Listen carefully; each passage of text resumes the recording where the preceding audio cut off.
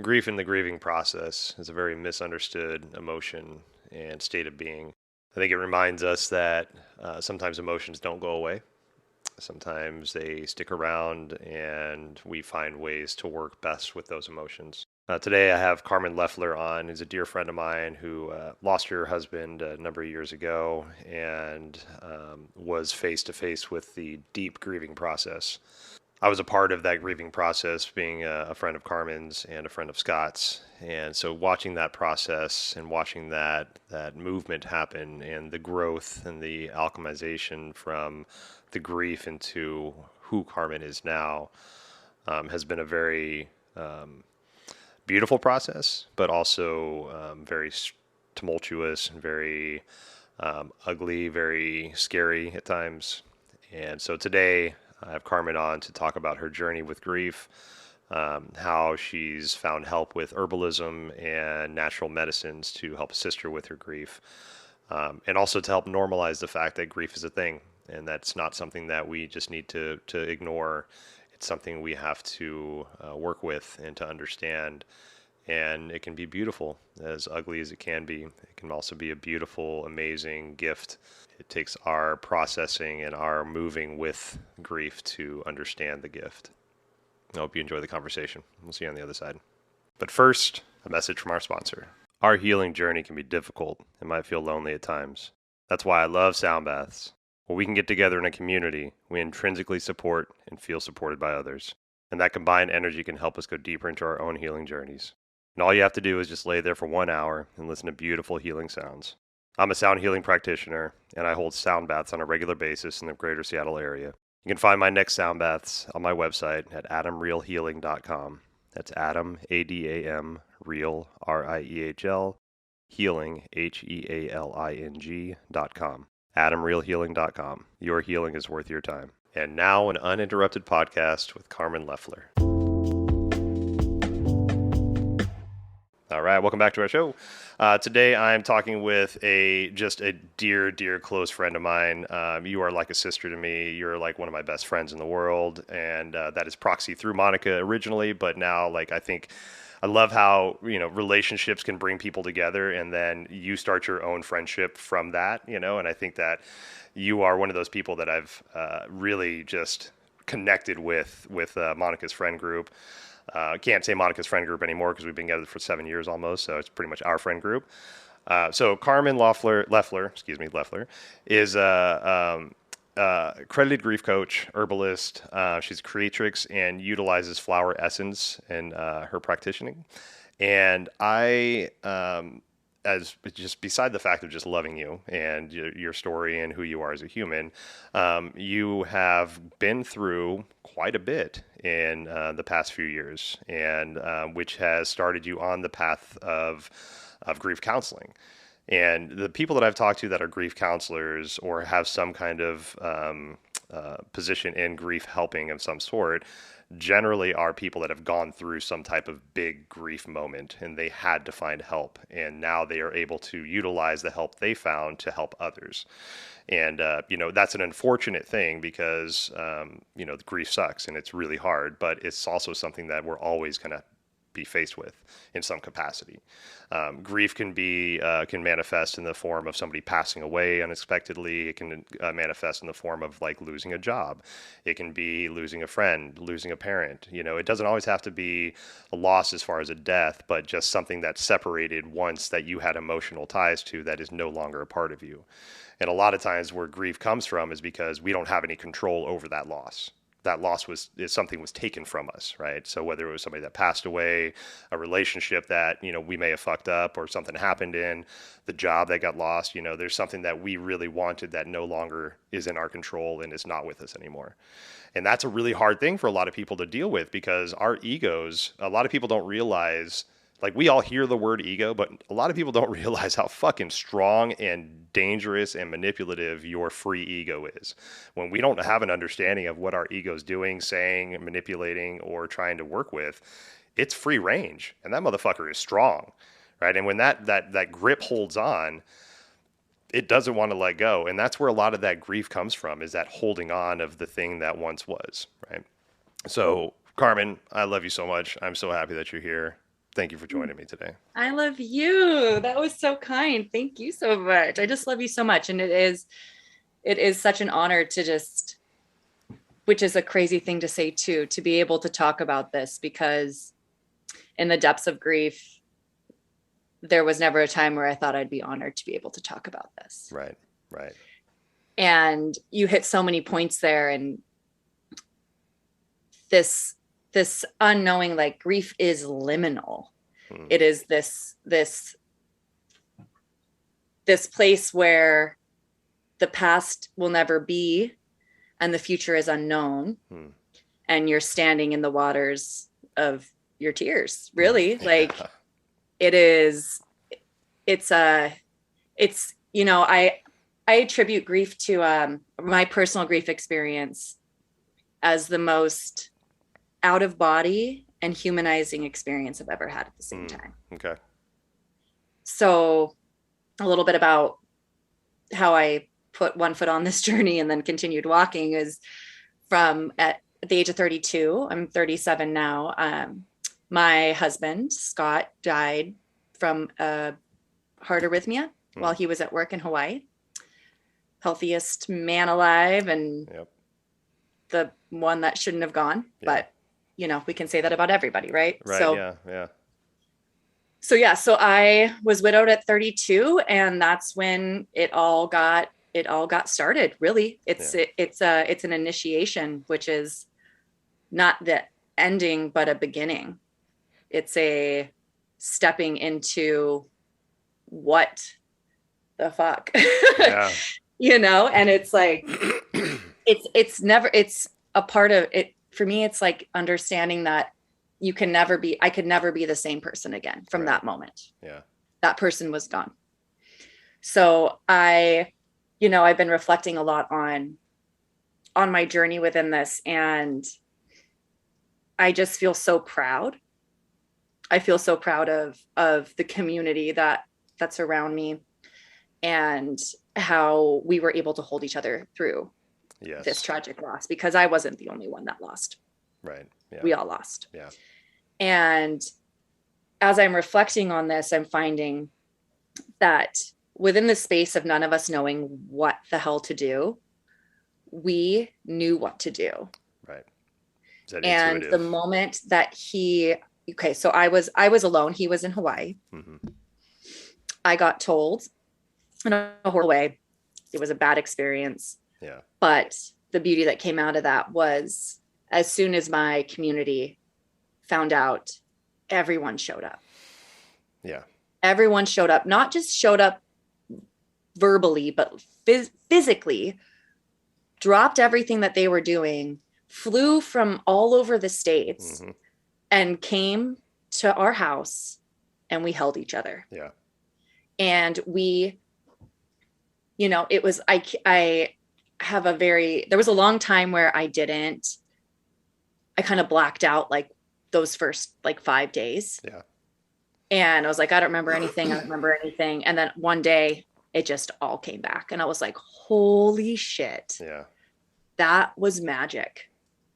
And I remember sitting there in my front. I had this house that had this big front window, and you'd have to walk through the front gate, and I could see it. And it was, I don't know why, but I just compare it to elephants.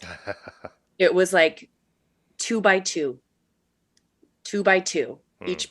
Each couple, each unit came together and was like, we're not leaving. Yeah. We don't know what to do. And I was like, I don't know what to do either, but let's do it together. Right. And we spent you were there. Yep. Oh yeah. Yeah. What was that like for an outside experience? It was, and I think maybe I've talked about this on this podcast in previous episodes, but I've always been just astounded by the friend group that y'all have. So our friend group now, right? Yeah. But that's right. You're in it, buddy. But when Mon and I first started dating, like I couldn't understand how that many people could be that close. and Right. have that much not dependency, but understanding that those people would be there at any time. Like you could call any time of the day, any time of the night. People would just show up at our house from all different states and shit and be like, "Hey, Mom, I'm in town." I'm like, Get "Okay, over fine, here. get on in." That's fine. It took Yeah. a little bit of adjustment for me because that's not, No. that's not my go-to. But so when this unfortunate tragedy happened, um, to show up, and to see that immense amount of people showing up for you. And I've had people pass in my life, unexpected, expected, right? I've had that happen, and we go and we pay our respects, but it was nothing like what I had witnessed when Scott passed, and Yeah. the outpouring of people that literally were like camping out at your house, sleeping Camping. in whatever they could, wherever they The could. greenhouse, The the green, totally, garage, Jesus Christ, man, there were tents, there everywhere. was all the stuff, right? And it was like you said, nobody was leaving because we knew where we needed to be. Like Monica came and Yeah. picked me up, like called me at work. I was working that day, and she called me hysterical. And I'm like, "Yep, cool, pick me up. Let's do this. We're going up to Mount Vernon. We're just going to be there for the unexpected future." You And know, that was the theme. Like that really, was it was, as I talked to my village, like after the fact, it was so beautiful to see all the spouses, all the partners, all right? the people that like it's not like an outsider, but it's, you have these deep connections with these people Hmm. and you don't expect necessarily everyone to drop everything, but it was their supportive spouses Right, showing up for them and being like, okay, let's do this together. And we don't know what it looks like, but in those moments was so much like ancestral primal ritual right, that was performed without even knowing what the fuck we were doing. It was like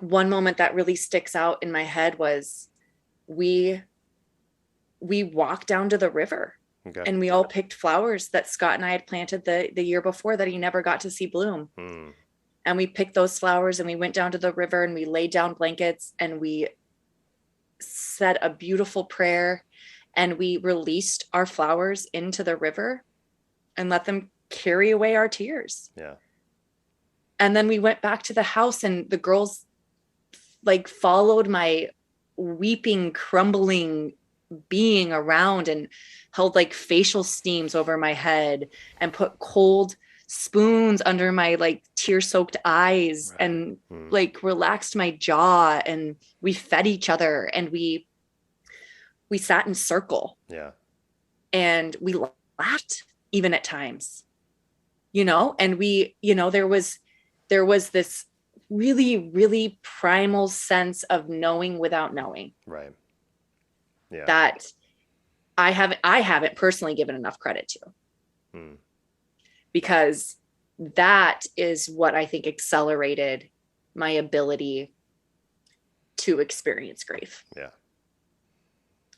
And that's what I think we're missing in this culture yeah, is the allowance of experiencing grief right, and giving it a foundation of, hey, we're supposed to be this sad right, because yeah. we loved that hard. Exactly. We're not trying to get over something. Like We're not, that's we're just going like it's the bear. You can't go under it. right, You can't go over it. You just got to get through it. right, And it's forever. And it's not a when is this going to be done? yeah, It's how am I going to alchemize this? How am I going to use this pain to purpose? mm, yes, And how am I going to help someone else not feel alone? right, right, Because not everybody has that. And I feel so grateful and so, so lucky to have that community. hmm, And it needs to exist in our culture. And it does exist because when you go through grief, you have a responsibility mm. to let people know that they don't have to do it alone. Ah, wow, wow.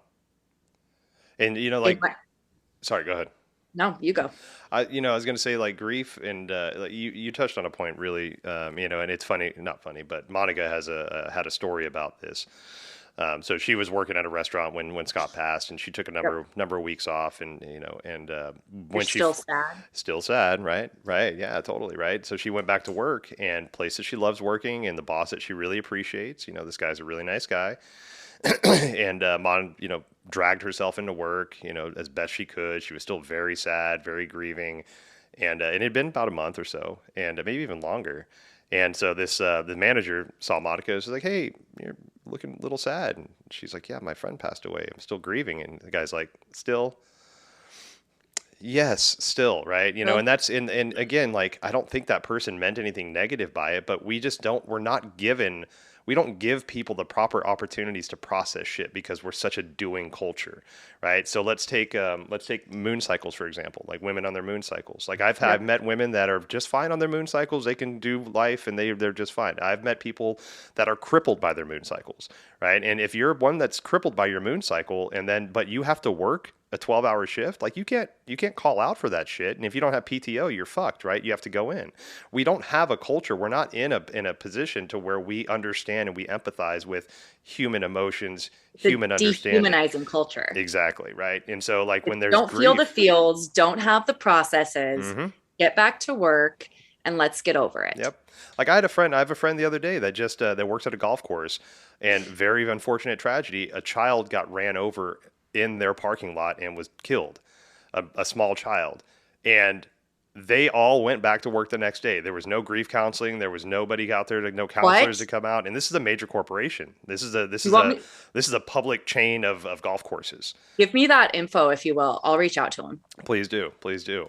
And it's like, but that's the culture we're in. It's like, oh shit, But that was so sad. But you know what? We watch that on TV. We watch that on the get back. news. I just watched 10 TikTok videos about that same shit. So, hey, we're all going to go back to work and pretend nothing fucking happened. That's Well, right. Well, bullshit. there's like, I mean, in a lot of corporations, it is 3 days for non-immediate family members, Okay. bereavement leave, 2 weeks for immediate. I couldn't pick myself up off the floor for a fucking year, Right. Yeah. let alone I literally left like a shoe in the refrigerator at some time. Like your brain is not your brain Right. disconnects because your soul needs to feel. Right. And you can't be expected to do life. It's like I when I started grieving, when I got pushed through the portal Hmm. of grief, Okay. it was like I woke up on a different timeline. Time changed, light changed, Hmm. my face and my body changed, my eye color would change Wow. on the daily. Like I would look myself in the eyes daily, and within my feelings they would either turn green or gray or blue. Wow. Wow. And it's such an existential reality that you're in. And then with our culture trying to make you still fit into this mold, Yep. that's the most challenging part, where you're like, I can't do that life Right. because this life that I lost deserves all of this. Yeah. There's a lot of belief in ancient cultures and also indigenous cultures that the soul needs a river of tears Hmm. to get to the afterlife. Wow. I've never heard that. And so that's what I think that our community did Hmm. that first 5 days, is we gave Scott a river, like we gave him a river to travel on. There was no holding back. There was no possibility of not being raw. Right. Yeah. And I hear a lot like, you did it right. I don't know if I'd ever be able to be that vulnerable. And I was like, you don't have a choice. Right. I didn't choose any of this. And I did not choose to be vulnerable. Right. It was an explosive, authentic reaction to what happened. Yeah. And you don't even know what. And if you're not given that permission, like I'm so thankful. I'm so thankful that my community gave me that permission. And I gave myself that permission to just feel Yeah. and just know I have to hurt this bad because I loved that big. Damn straight. Yes, you did. And I'll say one thing before we move on. So, seeing this friend group, witnessing this friend group, it made me really understand because I had been started on my path of difference, right? Right before Monica and I started dating. So I was about maybe 3 or 4 years into my path of just finding a different way to live life and understand life. And one of the things that really stuck with me early on in this practice, a friend of mine, Tang, who's been on the podcast a couple times, talked to me about, Tang's a shit.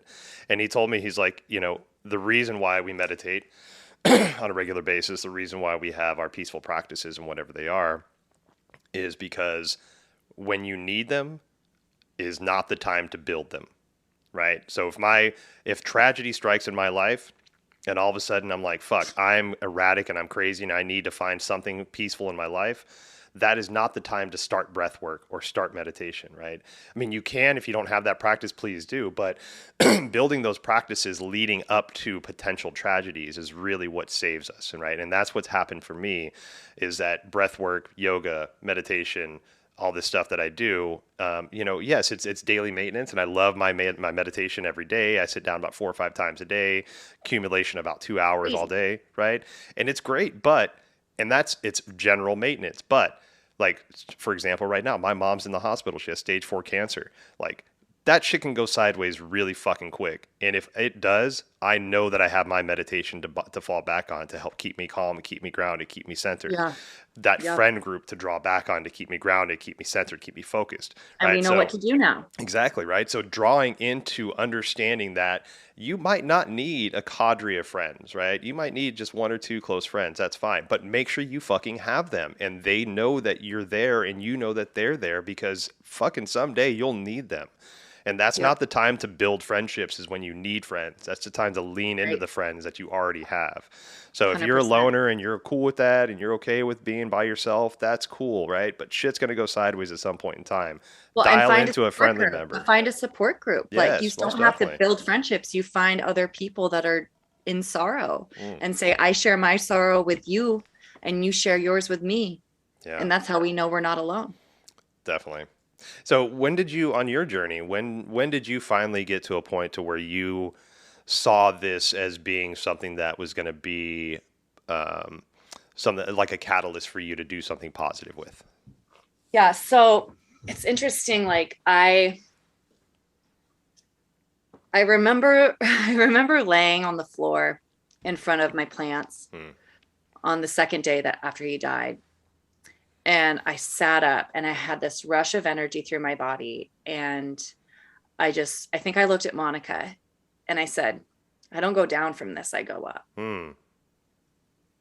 I don't go down from this, I go up. And then I gave myself a year. I gave myself permission for a year to dive deep, deep into sorrow and to not try to find an escape. And not try to fill spaces and not try to do anything that I needed. I lost everything. I was a supportive spouse. Yeah. I didn't have a job. I didn't have, I lost financial stability. I lost my future. I lost my partner. I lost myself as a wife, as a partner, as a best friend. Like, I lost. And I gave myself a year. And on that year date, I remember thinking, like, okay, so you can either, these are your choices. You can either continue to tell your sob story and find the eyes that will show you pity to make sure you can get stuck in your sadness, or you can alchemize this. And when you get ripped down to the core of your existence and have to rediscover who you are, it's scary. Yeah. It's really scary. It's like, what if I don't like that person? Like, who that? New skin, who this? Like, it's like, it was scary. So, but I had been slowly, I'd been doing yoga for a long time, but not in a spiritual way. It was more of and to note to that, like, of what you were saying about like that preventative work. I remember my mom in those first couple days telling me, she was like, you breathe, like you took breaths through, like the only way you didn't have panic attacks was you were just like, I remember those. Yeah. you brought life back to your body through breath. And I've never seen that done. And I didn't even know I had that capability in me because I hadn't given it that much time to do that. Like, I didn't know that's the practice I was doing, but it was already instilled in my body that I could breathe through shit. Right. So okay. So after the year, April 17th, I decided I needed to just walk forward.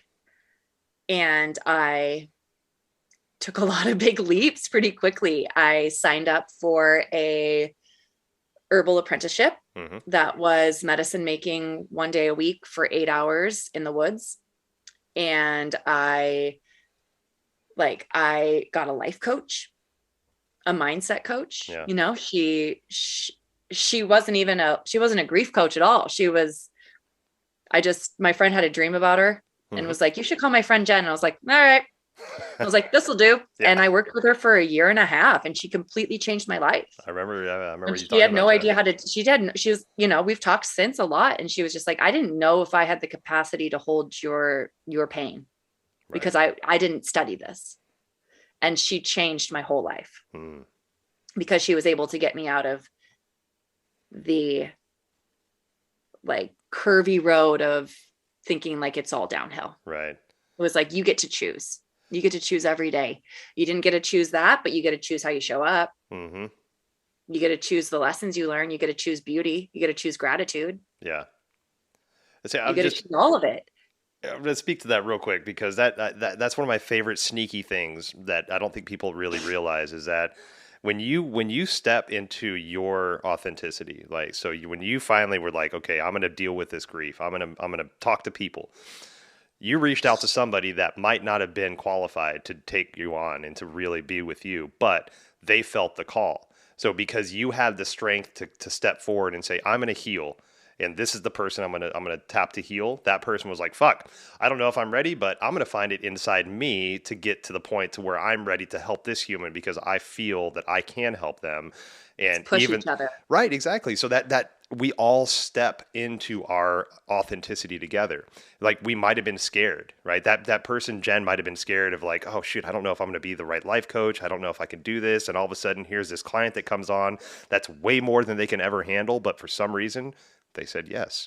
And that yes turned into a 1.5 year long, beautiful coaching session with you that helped her gain more understanding of what her skills were. And through that, helped you understand that you're a human being outside of grief. And you can use grief to alchemize, like you said, beautifully into something that's awesome and amazing instead of this terror, tragedy kind of thing. Right. That's so beautiful. Like, you're helping people step into that authenticity. Whew. Well, and helping each other step into the authenticity. Definitely. Yeah. Not allowing your fear to be like, hey, I feel a soul connection with you. And I don't know what it is, but like, let's journey together and see how it goes. But I know I have some tools. Yeah.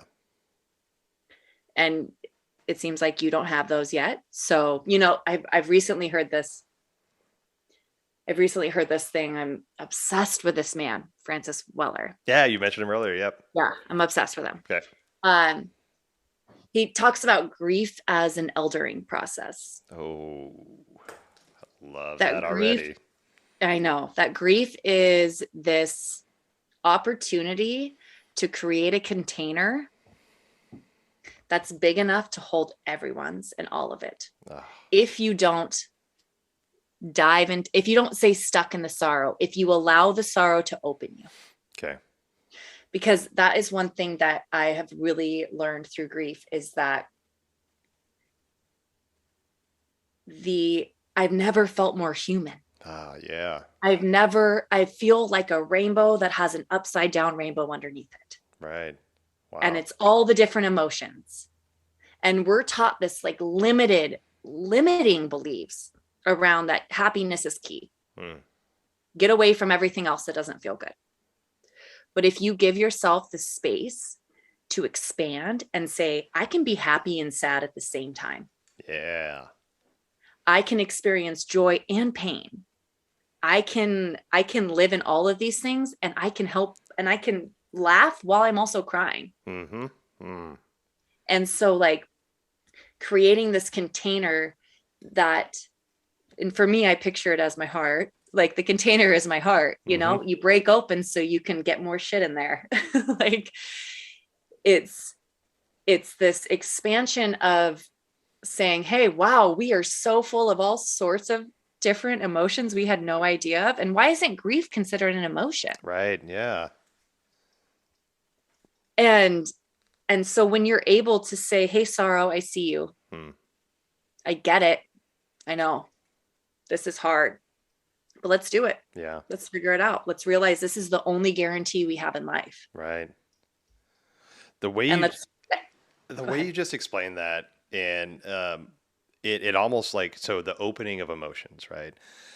It reminded me immediately of the archetypal stages of life that we go through, right? And so when we get into 100%. our older stages of life, I think in the women's it's called crone, in the men's it's called sage, which I think is kind of like, I don't have anything against the word crone, but crone is like the word I'm a man. fucking sage. Yeah. I know, right? Don't call me a crone. I talk to people about that all the time. They're like, "Why do men get sage and we get crone? Like, what the fuck is Oh, that?" misogynistic traditions. Exactly, exactly. But so we enter into those later stages of that archetypal kind of character, right? And that, what the beauty part of that, and we'll just use the terms just to use them, but crone for women, men, sage for Yeah. men, is that you get to that stage where you're postmenopausal for women. And that, what that does symbolically is that releases the tie of motherhood to your own offspring, and that opens the understanding of what motherhood can be for the entire community, right? Because now you're not just focused Yeah. on your own blood. They've got kids of their own. They're more or less raised. They're self-sufficient, right? So now you don't have to be the direct mother for them. You can be now the mother, or in the men's terms, the sage. You can be that grandfather or grandmother for the entire community, the entire Right. village now. You're opening your container. Exactly. So, and that's You're kind of a way, and that grief is just like, it kind of uh yeah, skyrocket to that. skyrocket, exactly. Yeah, it literally is a jet rocket to like, it's a, it's an eldering experience. Yeah, It is, you don't know until you know, and you don't want anybody to know that's beautiful. I love the way to until look at they that. know. And then you're like, hey, sister, hey, brother, I know. Hmm. Now you know. Wow. And it's hard, and it is vulnerable, and it is Yeah. raw, and it Hmm. is so expansive if you let it. Yeah. If you let it. Yes, exactly. And that's the key. Like, you don't have to walk through this alone. Right. This is a journey that takes us, it's the mycelium that connects us as humans. Mm. Like, think about that. Like, right? Like, trees fall Yeah. and die and build that mycelium. Like, the tree's grief is the mushrooms that connects the forest. Wow. That's beautiful. Just Oh, thought of that. Just thought of that right there. man, damn. You just gave me a lot to think about. And that's it. That's that circle, that the cycle of life, right? When we're, as humans, we're very linear with time. There's a Yeah. time, Oh, there's a yeah. time, there's a Also, time, right? grief's not linear. Exactly. It's cyclical, FYI, right? everybody. And I think that's the thing. It's like humans are the only people that are the only beings that observe calculated time. Right. There's like animals, for the most part, unless they're domesticated, like, dogs, cats, horses, cows, they don't recognize time. They do what they feel like they need to do when they need to do it. So when you have this linear kind of idea that if this starts here, then it's going to stop there. Well, that's not really right. There's a cycle of the emotions that have to happen, and sometimes Like, that cycle takes time, more time than what you think. It might take a month, it might take 10 years, right? So, or it doesn't take it. It doesn't have a timeline. right, yeah, it's the Like, cycle still of, sad, always will be sad, right, because I always have love in my heart for that person. yeah, And as soon as I stop saying that I love that person, then I stop honoring the grief. Yeah. And if I say like, then you lose memories and then you get farther away. So keeping your grief alive in a way that allows you to not get stuck in it, but know that this is part of this human experience. It allows you to just move through it and with it, and not try to say I have to get over it or through it, because it is now you. Yeah. Wow. Wow. I've never heard it put that before, no, that way before. That's beautiful. And that's a thing. Like I think that we live in a culture that says, get over it. Yep. We got to get past shit. Be done with it. Mm-hmm. And if you say, I can't, I don't want to, then you're stuck and you're not progressing. Right. But what if progression is actually saying, I have this in me and I get to use it to help people. I get to use it to remember my person. I get to use it to feel deep emotions. Right. And not say, and not be like, let's just wash this away. That was just a time. Like, right. I will forever be a widow. I will forever be Scott's wife. Mm-hmm. I will forever be his best friend. Yes. And now our relationship has changed. And as soon as I say I'm over grief, I'm lying to myself. Right. And then I'm not giving myself the benefit of what this is, because this is an initiation. Right. Well, and even the way you just talked about it, you said you get to use it. It's not like I'm stuck with this and now I have to be able to figure out my way. It's like, no, this was a gift that was given to me. It might not seem like a gift when it was given to me. It might have seemed like something that was terrible. Scott took one for the team. It really, man. He fucking escalated us so quickly. I was already on I remember the day he died. Yeah. Of course I do, but it's a big one. I was getting into meditation. And I remember waking up. He went for a trip to Hawaii, kissed me on the cheek in the morning at 4 a.m. and left. And I got up that morning and meditated for 5 minutes. Okay. On Headspace, because that's all I could hold. And I was so proud of myself. I was like, oh my God, okay, I'm totally going to be like a meditator. Yeah. And I think that this, Scott's death was a fucking like a video game level up for our entire community. Yeah. We all just were like, poof, we know nothing. We literally know nothing. Yeah. None of this makes sense. And how and we all just went on these massive spiritual quests. Yes. This crunchy, I mean, it's so crunchy and it's so raw and it's so crazy, but if you allow it, if you're able to get into the mindset of, okay, why not me? Right. Why me, but why not me? Yeah. Instead of sitting there, I never asked once, why me? Why did Scott die? Why did this happen to me? It was what do I do from here? Right. Yes. What is it showing? Because why not me? Because if this happened to someone else, it could happen it's going to happen to all of us no matter what. Right. Yeah. If you commit to love, you commit to loss. Yep. It's going to happen. So not confining yourself, not putting yourself in a box of I don't deserve this. I did everything right, blah, blah, blah. It's no, you showed up on this planet and this is what happens on this planet. Mm-hmm. So how are you going to make sure that you don't get stuck right in a timeline that doesn't serve you? Yeah. Yeah. Because grief is sacred. It's really, really sacred. Yeah. And especially deep grief. And those moments of deep grief that, I'm 4 years and plus out of that deep grief. But I look back at that time of wow, I was opening to a level that I had no idea. Right. I didn't have a choice. I just opened. You can call it breaking, but you can also call it opening. Right. Right. And it can be something that traps us, or it can be something that fuels us. Right. And I've witnessed your growth through your grief, and also my father passed away like 13 years ago now, and and I was not in a good place at that point in time to deal with that grief, and I drank a lot, and I was very, very unhealthy in the way that I dealt with that, but um, You were just doing the best you could with what you had. I was, yeah, most definitely, most That's definitely. I didn't have any tools in my toolbox then. I didn't have friend exactly groups. I had my family, but I wasn't even a really present father or dad or right. spouse. But the thing that really kind of helped me with that was watching my mom conquer her grieving process and be with that grieving process and not let it take her. And it was very beautiful to watch you as well move with grief instead of trying to separate yourself from grief.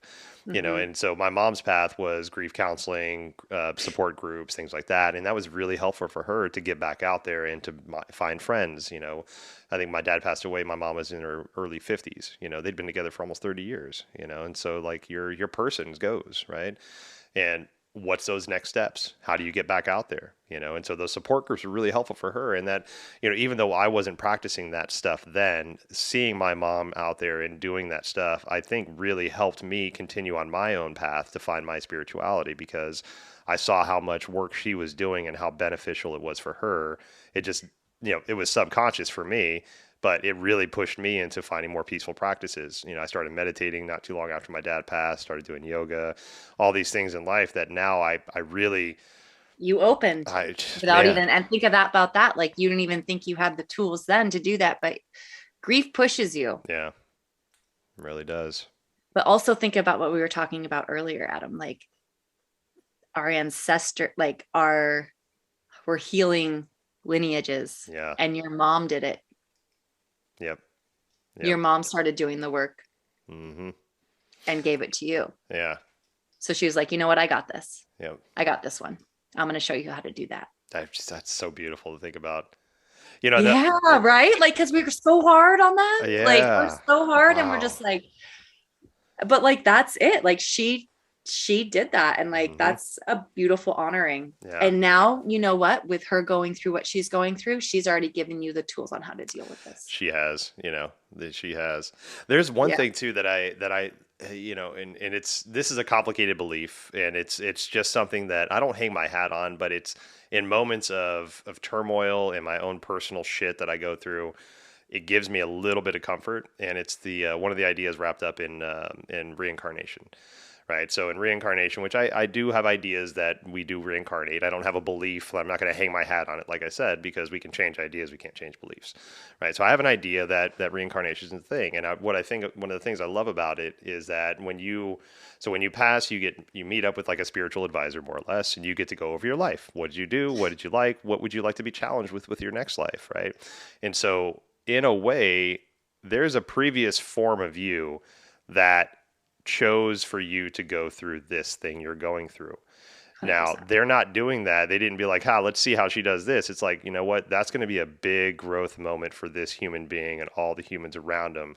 This is an opportunity for them to really step into their humanness. So I'm going to put this tragedy, this grief-stricken moment into my path, and I'm going to fucking deal with it when it happens. So there's a part of you that knew that you were strong enough to be this human being, to accept this grief, to be with it, and to move past it. And You know, that's beautiful to me, because like in those moments, you don't think you can do you can't even open your eyes. You can't even take a breath, but there's a being that was once you, that was like, you got this, Adam. you You fucking got got this this. hard. Well, and it wasn't till like, I started taking control, and not control, I guess control is the wrong word. And so I started moving with Mm, my grief instead of I allowed the grief to wash over me, right. which was so needed. And I'm so thankful that I had the opportunity to just be in that and feel it. And I was Yeah. in ritual every night. I was connecting with Scott every night. I was moving through ritual every single day. Like really, like my whole days were based around like because you travel, sounds really existential or like woo, but for me, my like eyesight changed, my lenses changed. Everything became a message. Okay. Everything became a sign, a synchronicity, something that I was like, okay, that's the path. That's the path. This is why. You know, for like one crazy story, like Scott's, we had eagles that lived by our house. We had 2 eagles that lived right by our house by the river. And Scott was a pilot. And, you know, like the day before, I asked him, if you could, what would you be if you could be an animal? And he said an eagle. And then he died. And then the eagles kept showing up all the time. But one day I was having just a bad day. Yeah. And if you've ever gone through grief, you know bad days. And I was sitting in my closet, just like this walk-in closet that had this window out the back. And I just stood up and I walked out the back and I put myself in the window and I go, Scott, feels like this is all bullshit. I need you to fucking prove it now. Now. If you're here, now. And an eagle flew over my fence at my door and went up, like literally like, I skirted my ass to the back and like fell back and was like, oh, that's too much. Yep. Okay, I'm sorry. I got it. That's too much. Yep.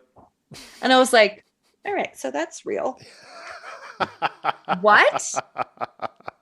I think we've been taught that grief is supposed to be a closing. Okay. Because death is a closing. Right. Okay. Oh, this is interesting. Yeah. Just thought of this. All right. Right. So like death is a closing. So then we're supposed to close down on this side. But in reality, when we lose someone, this is the opportunity to open. Right. And now so if like you can shut down, you can die. You can't, like, I could have died with Scott. Right. In many ways. I've been suicidal. I've been, I've been dark. It's been hard. Yes.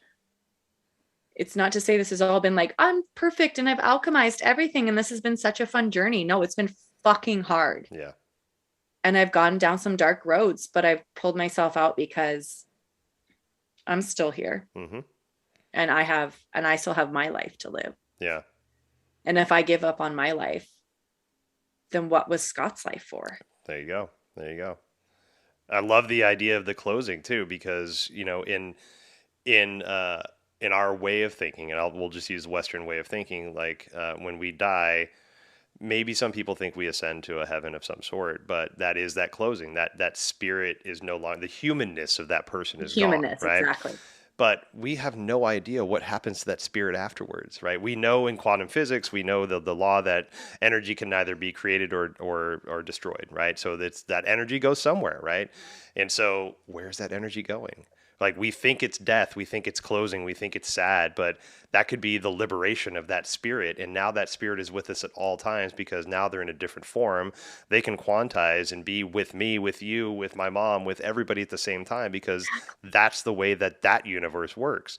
So when we close off our emotions because of that grief happens, and that death of us is because of the death of the human, no, that's a birth of something different. That's an idea of rebirth. All these emotions. Rebirth. Yeah, like all this shit. This, like you said, like everything can be a sign, right? If you have the capacity to understand what the signs are. So for you going to that window and saying, fucking prove it, and then having that beautiful eagle just fly straight at you and then just straight up, Huge. It's like, wow. Those are those things that, like, if you're paying attention to the world is paying fucking attention to you, and it will talk to you as much as you're talking it to it. But exactly. you got to create that bridge. You got to create that bridge sometimes. Yeah. You know, you got to break through the ideas that you know, like, I could say forever that I'm a widow. Yep. That word, I don't even like the vibration that word carries. Right. I'm someone that is love and lost. Mm-hmm. That is what I'm dealing with. I'm not a widow because I have a different relationship with my husband. There you go. And he can help me a lot better from the other side than he did here. Yeah. And he's guiding me every single day. And when you go into the, like, if you commit to our cultural standards of grief, you're committing to not processing. Right. Yeah. You're committing to the 5 stages. Right. Yeah. Right. Like, that's bullshit. The 5 stages of grief. Yeah. I saw that when I was Really? researching for this. Oh, really? You're in 5 stages? You're just going to go through them? Uh-huh. Good luck and see how that turns out. I love how Welcome to, like, acceptance is the last stage. Like you're just accepting you're like, the fact that you're. acceptance should actually be the first stage. Come on, man. Jesus Christ. It's so yeah. So It's but that's our Western way of trying to put a process to things. Like you go from step A to step B to step C, you know, and if you don't do that, then you're fucked. Grief isn't a process, it's a journey. Right. And you don't, hi Zizou. Look at who I got. Oh, that buddy. But that's the difference. I love that. Like, grief isn't a process, it's a journey. Yeah. Because a journey allows for different forks in the road. A journey allows for you to pivot. A process determines where you're supposed to be at the end. Yeah. And that's not fair. No. Because what if you don't ever end up there? Then Right. you failed? Bullshit. Yeah. Grief is your journey. Wow. There is nobody else. Like, there is no one that will go through your experience through grief but you. Right. It's very unique. You can bring in community, but no one will know the depths of yours except you. Right. So if you're supposed to process it through somebody else's words, good luck. Yeah. Journey. Fucking pack a backpack. Build a campfire. Let some shit go. There you go. Like, and then take a different fork that has a cedar tree or like one that has a willow. That was like, which one do you want to go to? right. And I think that was my favorite things about when you when you started to step into the growth part of your grief and start taking these herbalism classes and your flower essences and then becoming a grief coach. Like all these things was like, fuck yeah, man, you do that shit, girl. Like every time I heard about you doing something, I'm like, yes, that's what I'm fucking talking about. Like, let this drive you.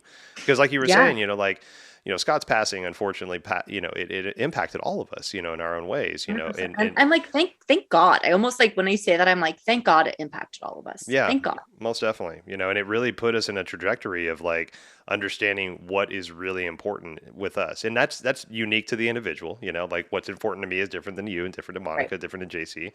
Right. But we finally found what was important for us. And is that the way we're living our lives? No, we're not. Okay, then how the fuck do we change so we can? Right. And if anything, if the catalyst originally was to honor Scott's memory, that's great. But to now it's like, no, I just want to be the best fucking human being I can. And that is what's honoring Scott's memory, just for us to finally realize how cool and amazing we are. And not just because we are, but because we're fucking humans. We're magical goddamn creatures, every single one of us. I just had this vision of like Peter Pan and his shadow, and that Scott's like all of our Peter Pan shadows. I love that. I take that. He's like, he's like, I died so you could fucking fly. There you go. There you go. And as soon as you put me attached to your soul, then you're going to go higher. And I'm not trying to hold you down. Just trying to show you the light. There you go. That's beautiful. And it's been wild. And like the moment that I realized, I've done a lot of healing work, and I've processed, if you will. But it wasn't really until Kylie, Kylie. Kylie, yeah. I had reached out to her. We had some connection, and she was like, I'm grief coaching. And I was like, grief coaching? Wait, what? That sounds wild. And then she showed me that. She was like, yeah, here's the thing that I did. And I was like, I love that for you. That one's not for me. And so then I started doing research, and it was like, found the first one that like really correlated with me. And it was grief to gratitude. And it was, how do we become thankful within this? Like, of course I want my husband back. Of course I want that life, but I also am so thankful I got to meet this version of myself. I would never have met this version of myself. Right. Ever. And so, and not brushing away the fact that like, I'm still sad about that. It's like, I can still be sad and be thankful. Yeah, most definitely. And and just being like, okay, this, and it was like a hit, like an intuitive hit, just being like, all right, I get to be a grief coach. Hmm. I get to help people. I get to help people. I get to make sure that they, if they don't have the community, if they, and not even that, like you can have the biggest community, but I still needed help from one-on-one. Right. Because especially from someone that's lost a spouse, or some, like you find people that have lost a parent, or you find someone that you've lost a child. Right. You find that person that you can connect in the eyes with and say nothing and know everything Hmm. Yeah. is key. Where Yeah. you're just like, mm-hmm, I know. I know, but I don't know, but I know. Yeah. And you don't want people to know until they know. But it was just this knowing. And I went back, I recorded all of my life coaching sessions, and I went back to look at them when I started coaching, of being Okay. like, what were some big pivotal moments for me? What were some things that really like sparked my growth? Yeah. And one of the videos I watched was like my coach, Jen, saying like, yeah, I have actual friends that are grief coaches. And I, at that time in my healing journey, I completely brushed it off. And I was like, oh, wow, that's crazy. Yeah. It didn't even resonate with me at all. Yeah. And then I heard Kylie, or like I read that Kylie was it, and I was like, boop, all right, I'm there. That's what's I'm happening. there. I'm ready. I'm so ready to fucking hold the hands of the people that feel that they're alone. Wow. Because how many hours a day did I spend just like looking on Instagram being like, young widows? Has anyone ever done this before? Wow. Yeah. And do they smile again? Because right now I don't feel like that's an option. Hmm. And so you just seek for that mycelium. Yeah. You seek for that root connection of saying, hey, I see you, sister or brother, and I got you. And you can say everything or nothing and know that you're safe. Yeah. Wow. Oh man. And that's such a beautiful journey. I bet that was probably even more, I don't want to say more helpful, but just such an impactful part of your journey too, is that turning that grief around into something that's super helpful, and that's something that helps you grow, instead of, like we were talking about earlier, that shutting the door. That grief just shuts the door. It's like, no, that grief was the catalyst for your growth, you know? Grief was the biggest catalyst for my growth. I think about that. I'm like, if Scott was still alive, where would I be? Hmm. What would I be doing? Yeah. Would I be like, I get to help people now Right.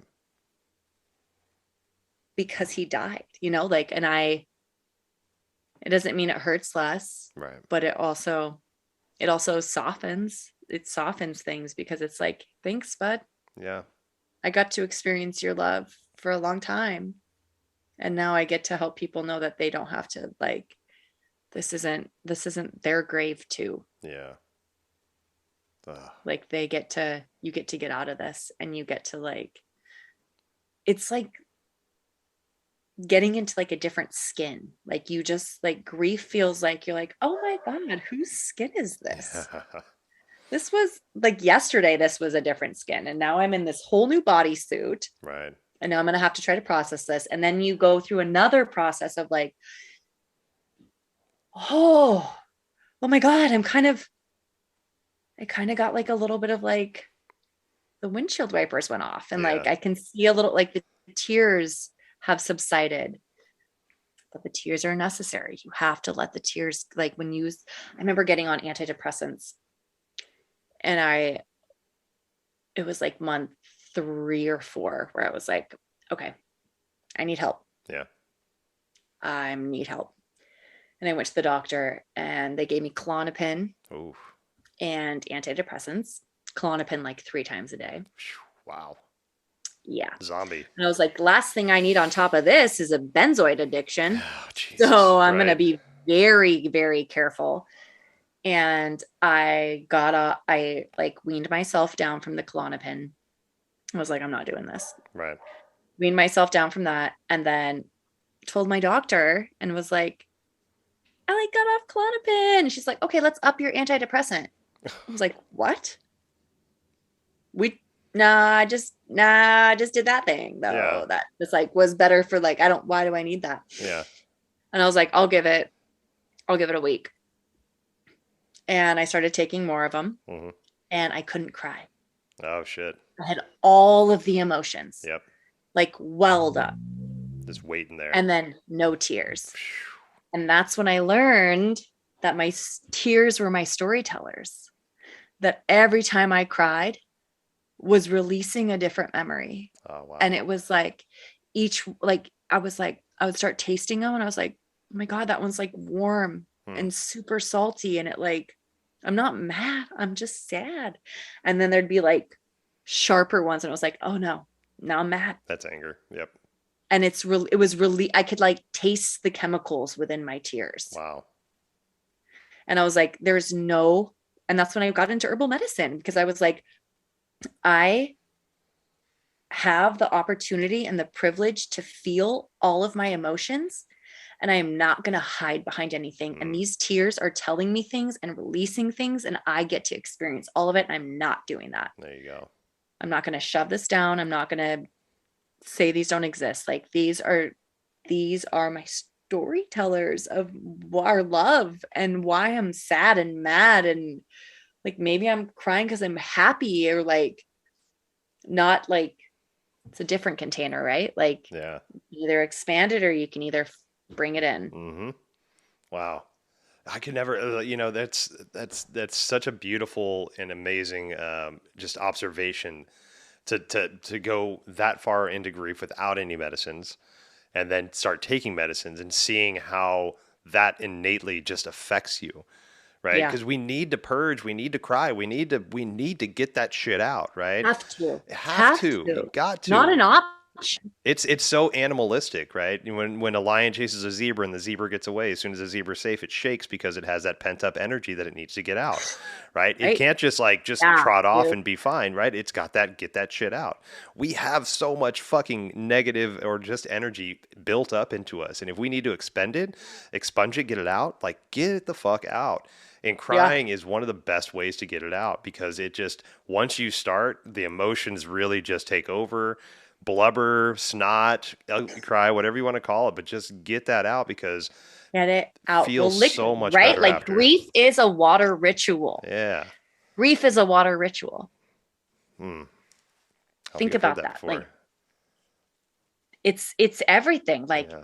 you take a bath, you release grief. You go to the river, you release grief. You cry, you release grief. You snot, you release grief. Right. It is the water, the elements in your body that hold the knowledge of your pain that get released through a tangible variable. Like Wow. it is, and you do the deepest healing in the water. Like you just, it's the river of fucking life. Yeah. And sometimes grief are big waves and sometimes grief is tiny little trinkles on the sand that you think is going to hit you like a tsunami, but turns out you're okay. Yeah. Sometimes it's going to take you the fuck under. Mm-hmm. And as long as you realize that you can like roll with the waves, that you're fine. Yeah. That you're okay. That you're just made of the same thing the water is. We're going to be all right. You're going to be all right. You're going to be all right. Yeah. And if you're not, then that's your journey, Yeah. but like there's opportunity to be all right. Right. Because it's not fair to say that like you're going to be fine. That's not fair. Right. Yeah. Like you're going to be fine. Fuck you. Yeah. That's very condescending in those moments. Yeah. It's like, but what if I choose to not be fine? Right. Then that's your choice. And then you don't get to be fine. But there is space for you to be okay. Right. It's just you choosing. Mm-hmm. If you want to go down the currents or you want to go down the lazy river, which also has some currents that are surprising. Yep. It's not all lazy. It's not all lazy. It's actually a lot of work. You have to stand up and walk and carry your tube the whole time. But and the lazy river can have a little more urine in it than the other river. Than the rapids, also there's a shit ton of piss. So with herbalism, when you found herbalism, and oh my God, so how did that kind of work with your grief counseling that you were doing or learning? Like, how did that all kind of marry together for you? Yeah. I'm so excited to talk about this. I'd been looking into herbalism a little bit, and then it all just kind of synchronous, like it just all came together, Mm-hmm. of course, with Hannah, Always, yeah. where I was like, I don't know, I think I want to like make medicine and like get with the herbs and get with the plants. And Hannah had sent me this post and she's like, look at this school. And I was like, already applied. And it was this woman, her name is Suzanne, and it was the most magical experience. Like her and I had a deep, deep, deep soul connection. Hmm. And I was like, I was already making like my own skincare a little bit, like hated chemicals, got away from that, started making my own stuff, and got given a couple like different herbal tinctures through my deep grief process that I was like, all right, nature is where it's at. Hmm. I'm not doing the other stuff. So I signed up for this class. It was an apprenticeship. I think I did two of them, and they were like 5 months long each, that every Tuesday we would go out into the woods for about 10 hours and harvest plants, make medicine, sit in circle. Very And it was magical. And she knew my soul so hard, like days that would be like, I mean, honestly, Adam, it was like, I remember one day I got stuck in traffic because I was driving up from Mount Vernon and I would have to go to Lake Issaquah. cool. Oh, geez. That and be there by 9 a.m. And there was a car accident and I couldn't get around it. And so I was going to be late. And her thing is like, if you're late, we're gone. I'm like, I'm late. And Yeah. so she called me. Oh, I was like, and it was Scott's anniversary. Oh, It was wow. his first year. Hmm. And I was like, I'm going to be late. I can't go. And I was like, I'm going to go home and like drink. Like in my head, I was like, that's it. I'm Right. going to do it. I'm going to drown it. And she calls me. She's like, and she had no idea. And she goes, get here now. She goes, where are you? And she lived up there in Skagit, Yeah. where I was. And she goes, where are you exactly right now? And I told her my directions and she goes, can you get around? And I was like, I can go through the median. And she's like, do it. I drove through the medium and she's like, take the old highway. Yeah. Like, we'll wait for you. And that day showed up and we were walking and wood violets were on the forest floor. We were looking for Devil's Club, I think, and wood violets were on the forest floor. And it's this group of like 15 girls. And she turns around and she looks at me and she goes, eat that now. And I go, what? She's like, pick that up and eat that now. And they're these little yellow violets. Okay. She goes, that's called heart ease. It's going to help your heart. Wow. And I was like, of course, just like start like, I'm totally fine. This is totally fine. And so we like go and harvest things. And then we go back to the parking lot at the end of the day and like process beautiful medicine. I made like, it's just magic. And we go back to the lot and this woman comes up to me and she's like, I got you this book. It's called Tear Soup. And it was about like this grandma that lost her husband, but she'd cry into the soup that held the memories, which I'm like, what? Wow. Oh, wow. So, I know. I'm like, okay. Uh-huh. And then Suzanne comes up and she's like, what's up with you today? I was like, well, it's the first anniversary of my husband's death. And she goes, I knew I had to call. You needed to be here. Mm. I was like, you have no idea how much I needed to be here. Yeah.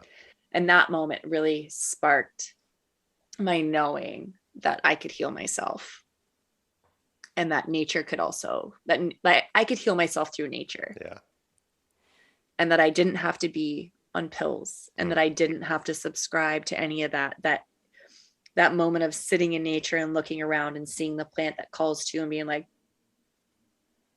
I feel like you might have a message for me. Right. And if I'm quiet enough, I can listen. And if I'm open enough, I can heal. Yeah. And that from that moment on, oh my God, Adam, like there was one moment I was pulling. I'd been out of class for probably 6 months. Okay. I took I took a year of courses with her and was out of class for 6 months. And I had a huge apothecary. I'm sure you've heard this story, but like that was tucked in this like built in, like latched Hmm. type situation, closet doors. All right. Was in my back closet, which was my sanctuary ritual closest to Scott I could get to. And I was pulling tarot cards and I pulled from three different decks, three towers in a row. Oh shit. And then I heard a pop, Ooh. like the biggest, loudest bang I've ever heard.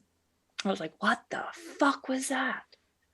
And I walk out there and my apothecary blew out and smashed everything on the ground. Everything I just spent like 500 hours building. Yeah. I scooped medicinal honey with a dustpan. Oh no.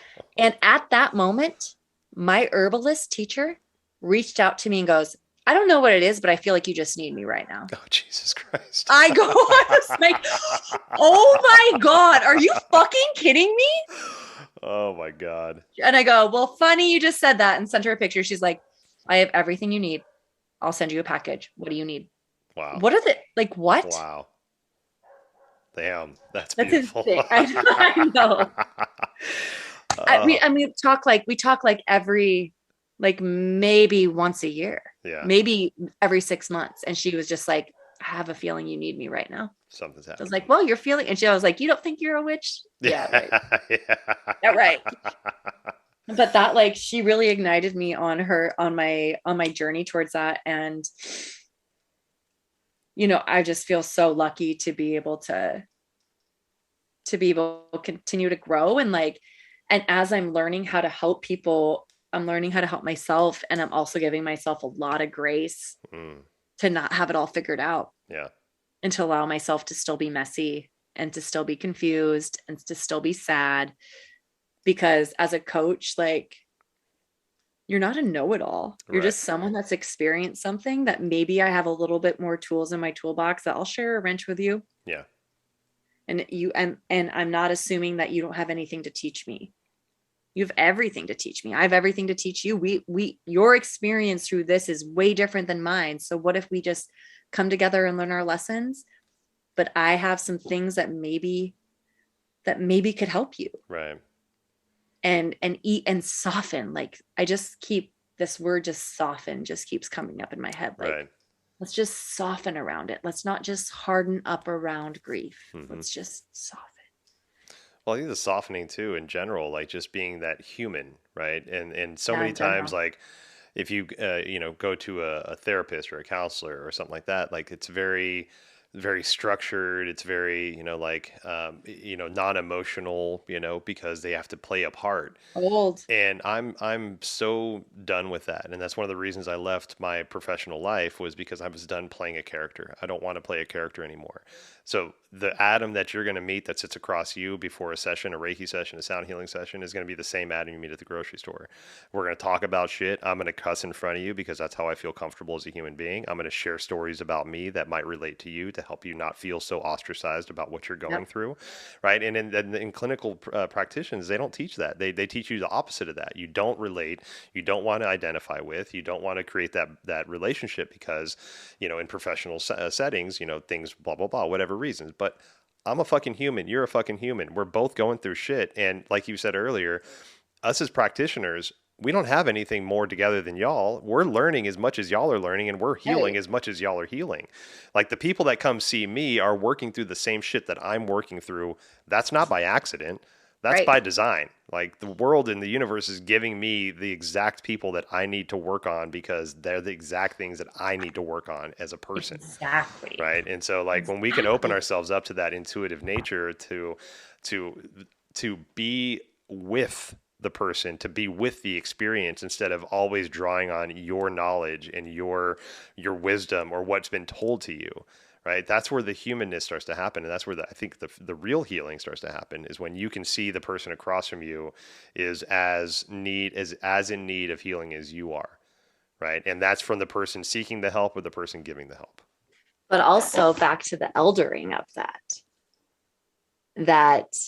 that I may be going through something as hard as you, but I've created a container because I've done the work that helps me hold yours as well. Right. And that's why you came to me. It's not that I know more, it's I've expanded more. Right. And it's not that I hurt less. It's just that I know the hurt is for a purpose. Yes. You know, it's not a this or them or we or us. It's we're together. And I want to help you create a container. I want we all get to have these containers that allow us to hold all these things inside of it.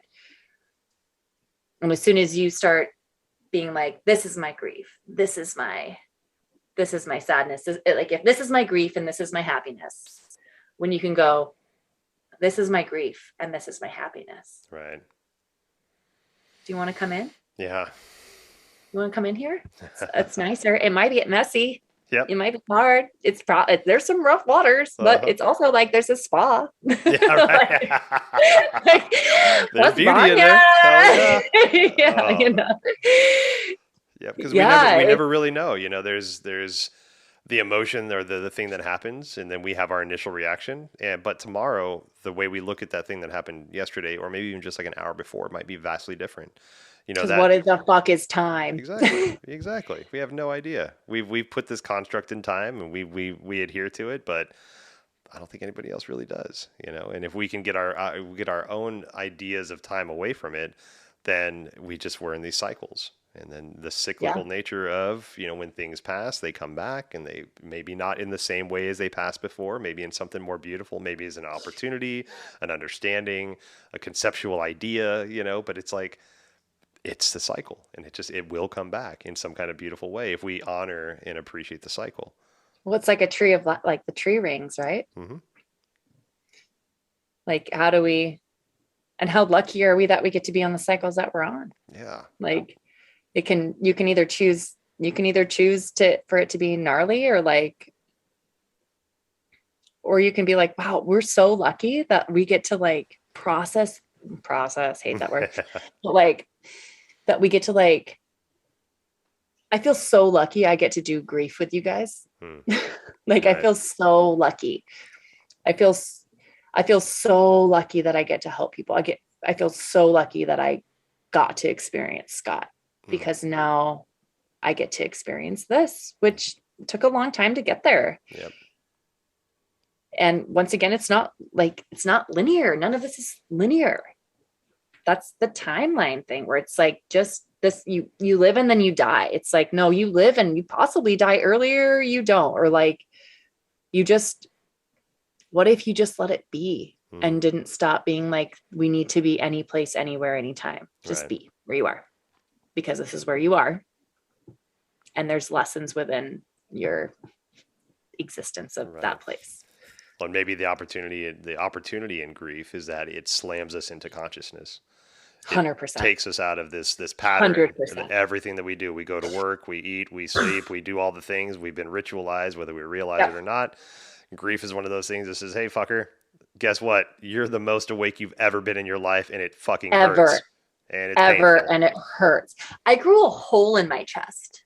I remember that. Yeah, that's sunken in. My heart literally, like, it's still there. Yeah. My heart literally broke open. Yeah. And I was like, I don't feel like I'm making this up. Yeah. Do you remember that? Like, I lived with you guys. I was like, it is hot. Like, it feels hot and it's moving. And you're like, yeah, dude, that is tangible. Yeah. I don't feel like, it's just, if you give grief credit, it will be your biggest teacher. Yeah. Yeah. And there's so many opportunities to grieve. Yeah, there really are. Yeah. And that's what I think is missed in this, how we're walking through life. It's like, we're missing opportunities to grieve. So when these big grieves come on, we haven't already processed the other ones. So then you've lost everything. Wow. Right. So what if we just were like, let's grieve stuff. Like, let's grieve the climate. Let's grieve our planet. Let's grieve animals that are extinct. Let's grieve the way life used to be. So we know in a time where you don't need to feel isolated, where it is like this like communal grieving where we've all lost. So when it comes to times that we're supposed to grieve, or like when we really are dealt with grief, that we're like, okay, you're a little more familiar. Yeah. I love that idea. That's so beautiful. Like we try to move away from like, cause minor bouts of sadness lead to the understanding of grief. Right. And so we can embrace the, like when I drop Monica off at the airport and she's going to go be gone for 3 weeks. It's grieving. You're grieving her existence. Totally. For a minute. Right. Accept that grief and understand that that's sad. Yeah. Let that sadness move with you and then, find your way to process it. Yeah. Process again. Move with it. Find your way to move with it. Once. I accept process. We do have to process stuff. God damn it. I know. I actually have process written on my chest. The process of my progress is stressful. Yes. You also have my husband's initials and elephant written on your chest. I do. That's a very strange coincidence. Oh.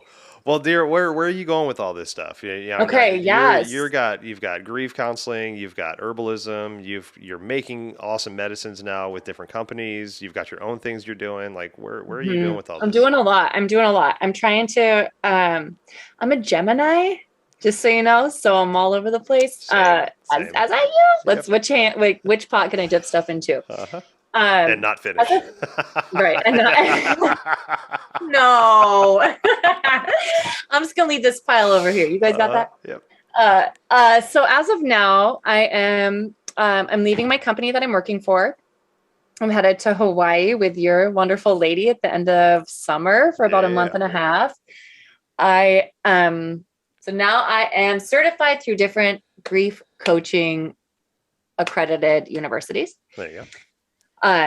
And I am just really looking to hone in on, I just want to help people. I honestly just want to like hold the hands of, I've really taken my role, like, because what I know, I want to help widows and widowers, because until you know, you don't know, like you just have to hone in on that. So my goal is to just create a beautiful program that helps people know that they're not alone on how to create ritual around their journeys and also bring together in community. Monica and I are planning a 1-day grief retreat this summer, as well as a 5-day grief retreat on the location is to be announced at the beginning of the year, of where we can come together and grieve in ceremony and create ritual around it. And, let the butterfly soup give us wings as we process that. Well, continue to normalize, these conversations, normalize grief, normalize the understanding, normalize seeing somebody crying and going up and offering them a hug. Oh my God. Fucking hell. That was one of my favorite things ever to do, is that I feel so lucky that I was able to be so vulnerable within my grief. Was like, I would never cry in public. And I was like, oh, I have gotten so used to crying in public. And guess what that's done for me? And guess what that's done for other people? Right. Is that as soon as you show your vulnerability, you realize that everyone's walking around with pain. Mm-hmm. Everyone has a story. Everyone has hurt. And until one person shows their vulnerability, there's a stronghold. There's this, I'm good. You're good. We're good. This is fun. Stoic. If you're like, hey, guess what? I'm so sad and I'm not going to. And then I stop saying sorry and saying thank you. I'm not sorry for crying. Thank you for holding space. Yes. I'm not sorry. This doesn't have to have a sorry. Your grief doesn't have to have a sorry. You didn't do anything wrong. Yeah. You're just in it now. Exactly. So thank you for being there. Thank you for letting me process through this emotion. Thank you for letting me move through this with vulnerability and not think that I have to hold it down, because right now I'm having an emotion and this is hard. Yeah. And I don't want to hold it down because that gets stuck. Yeah. Yeah. And it's a gift, but like, yeah. So my goal in this is just to just to continually open up the doors of our hearts and like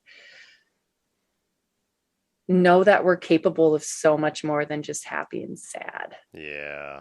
There you go. Love that. You know, and stop rating emotions and stop trying to make other people feel comfortable because they haven't gone through this yet. Yeah. It's how do you get comfortable in grief? Yeah, I mean, gosh, I was listening to somebody talk the other day, and he's like, one of the things that he thinks this person's opinion was grit that we don't have a lot of in this world now is grit, the endurance, I guess, to see things through resilience. There you go, resilience. Yeah. And it's because we just want to make things better right away. We don't want to be in the emotion. We don't want to be in the understanding that work is hard sometimes. Grief sucks. Nobody wants to be in grief, but when you want out of it yourself there, that's your opportunity to be with it and to understand why that's with you and how you can move with that emotion. All emotions are okay, all behaviors are not. And the way we stop behaviors from happening. I love that. Say that one more time. It's all the emotions are okay, all behaviors are not. Right. And so when we deal with our emotions responsibly when they come up, they don't become behaviors. But if you don't deal with your emotions, they're going to seat themselves inside of you and become this toxic behavior, right? Behaviors are like the disease on the outside of the skin. Man. Yeah. It's good stuff. Yeah. Oh, big stuff. What? Man. God.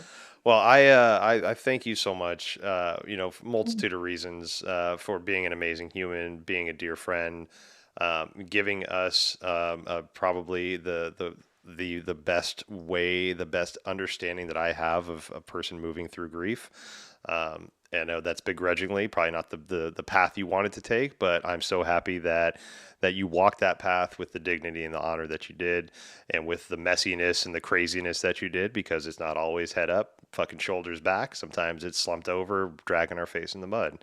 Yeah. But the way that you held yourself and the way that you were vulnerable and the way that you showed up allowed all of us to really be able to be okay with our emotions and to be able to lean into that and to find our own healing through the processes of what you went through.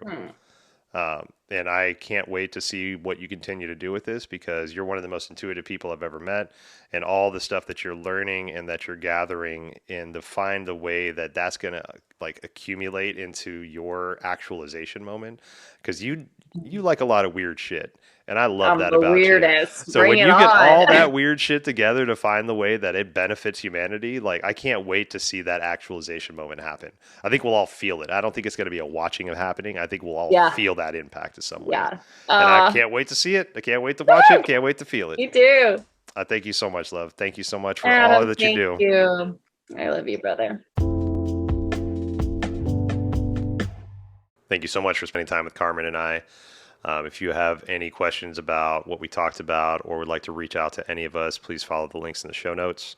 Please like or subscribe to the podcast or share it if you find somebody that's called to it. Obeisance and love. Thank you so much. We'll see you next time.